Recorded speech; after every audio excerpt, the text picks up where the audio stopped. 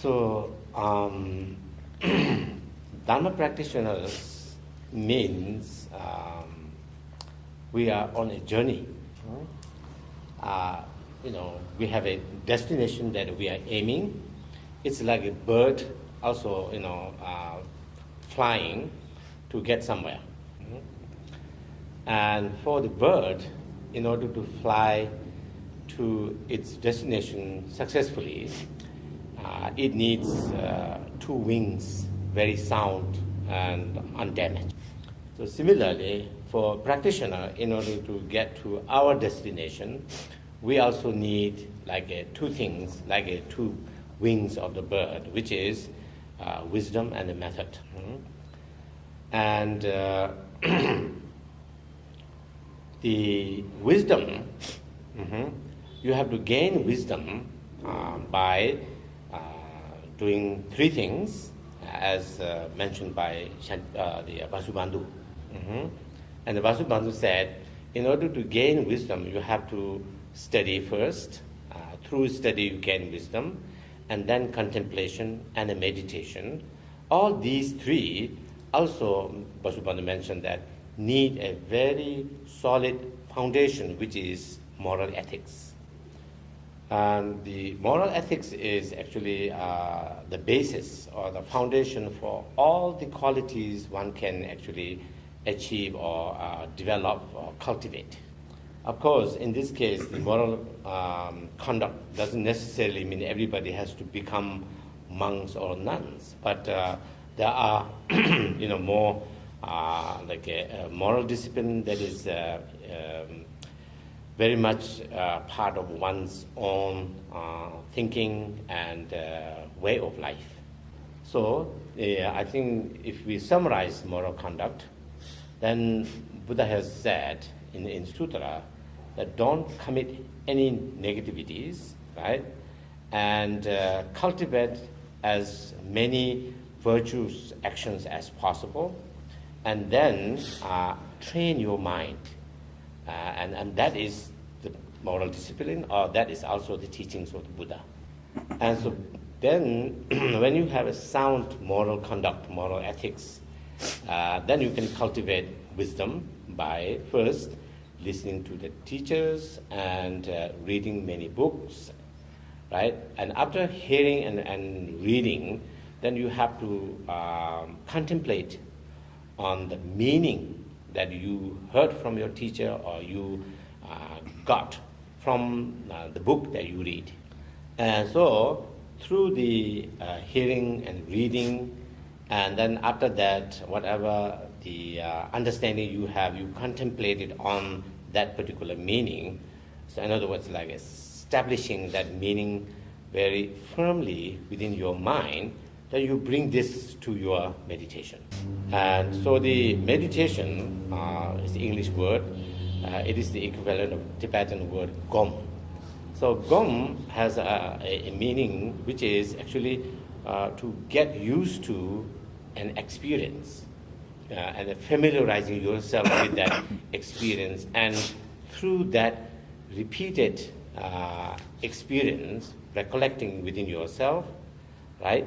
Then one day it will become part of you, or it will never leave from you, and then you don't have to put any effort into bringing that experience. So that is then attaining enlightenment.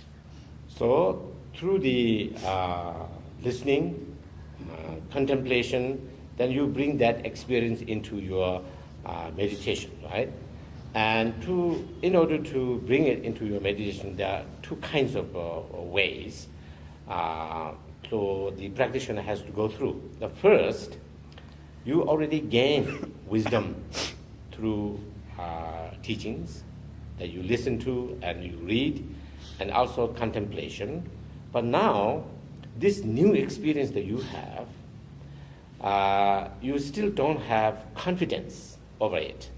In order to establish that confidence, you have to analyze whether what I am going through, this new experience, is really the real one, is it the truth? So you have to go through analytical examination first. So until you gain that confidence, you have to do this like an analysis. For example, if it is said that if you want to meditate on impermanence of all phenomena, right, of all compounded phenomena, in order for you to have a very strong sense that this is the truth, impermanence of all phenomena is the truth, then you have to go through all of these reason, logic, and establish that feeling, that experience within yourself. And so you have to do it all the time until you really gain this confidence. So once you establish that confidence, then from that time onwards, you don't have to analyze. And then you can go directly into the meditation on impermanence directly. So these two types of meditation in Tibetan is called, first one, analytical meditation is called Jegum. And the second one, without analytical examination, is called Jogum. So jog means, this word jog means to place. So placing your mind in the experience of impermanence directly. Mm-hmm. So that is the three things, like listening, contemplation, and meditation. And one is able to do these, then that is called upholders of the Dharma or the practitioners of the Dharma. So that's my relationship, Dharma relationship, I think, right? Any questions or? Los dos tipos de meditación serían la vipassana y sunyata. The meditation can be shamatha meditation, one-pointed concentration on like loving kindness or impermanence and things like that. And that is not vipassana. The vipassana is if you place your mind in the non-conceptual state, or the freedom from all of the elaborations, mental elaborations like exist, non-exist, and so forth, but really placing your mind in the selflessness. That is vipassana. For example, you can meditate on all the compounded phenomena as impermanent. All the defiled phenomena are suffering. These are not the vipassana. This is not going into the selflessness. So, but still, it requires concentration. That's why I think actually shamatha is needed everywhere. Whatever, and any kind of meditation you do, shamatha has to be there. Con lo cual, los dos caminos de meditación que ha descrito, la meditación, mientras que estamos en meditación analítica, estamos en samatha, pero el segundo camino de meditación, que es la meditación que ya no necesita análisis, ahí engloba vipassana y sunyata. No, actually, it is when it is explained, then you can explain it three different ways.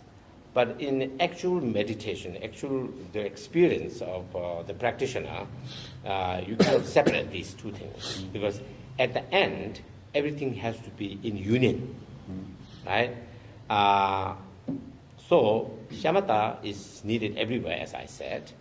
And then in terms of your meditation focus, like object of meditation, then you will have two different objects. One is called the conventional truth. So impermanence and suffering, these are conventional truth. And so the object of your meditation, when it is conventional truth, that is not vipassana. And then when we talk about vipassana, then there is like the focus on the soul, just empty nature, emptiness of it, right? However, that's only when you speak about it. Because in order for the students to understand, then there is the conventional truth, which is not analyzing, but really getting into its core nature, which is, the samsara is nothing but suffering. But how so you don't analyze it? Because If you analyze it, it will break, it will not stand. But the vipassana, the shunyata, if you go into shunyata, you have to analyze it. You have to analyze it, and then finally you get to the point where nothing is there, but then what is this called? This is emptiness. And you can focus, you can meditate on it. But actual meditation is whatever this table is empty, and the focus, your object of the meditation cannot be separated emptiness from this table. And that is the union of two truths. Everything has to be paired, because I began my speech by saying you need two wings, right? So when we go through this journey, then you have a basis, you need a basis, and then you have a path, right, through which you go, and then at the end you have a result. All of these three parts, you need unity. For the basis, unity of conventional truth and ultimate truth. On the path level, then unity of wisdom and method, or you can also say the unity of the accumulation of merit and wisdom. And through that way, then at the end, you will also gain. The result is also going to be a unity of Dharmakaya and Rupakaya, right? The form body and the reality body. So all come in unity, not separate. So this is a complete, right? From basis to the Dharmakaya. So I think it's a very good, very good indication or very good sign. ¿Podría explicar un poco qué es Rupakaya y Dharmakaya? Dharmakaya is the real result of Buddhahood. And Dharmakaya doesn't have form, no shape, no color, you cannot see. And the Dharmakaya means actually what is the attainment of a practitioner, like the mind of the Buddha, if you call it, or the exalted wisdom of the Buddha. That is Dharmakaya. And then the Rupakaya means Buddha with the form. And the Rupakaya is actually the manifestation of this Dharmakaya. The Dharmakaya now is the perfect and the complete attainment of a practitioner, and that means this Dharmakaya has infinite amount of love, kindness, and compassion for sentient beings. Since Dharmakaya cannot be seen by us, Dharmakaya doesn't kind of stay there. He wants to do some more. So that's why Rupakaya, he transforms into Rupakaya. And so Rupakaya has the Sambhogakaya and Nirmanakaya. Sambhogakaya is manifested for benefiting higher level bodhisattvas, and the Nirmanakaya is for the rest of the sentient beings. And in terms of the Nirmanakaya, there are so many different Nirmanakayas. The supreme Nirmanakaya is the Shakyamuni, according to Mahayana, and who came to India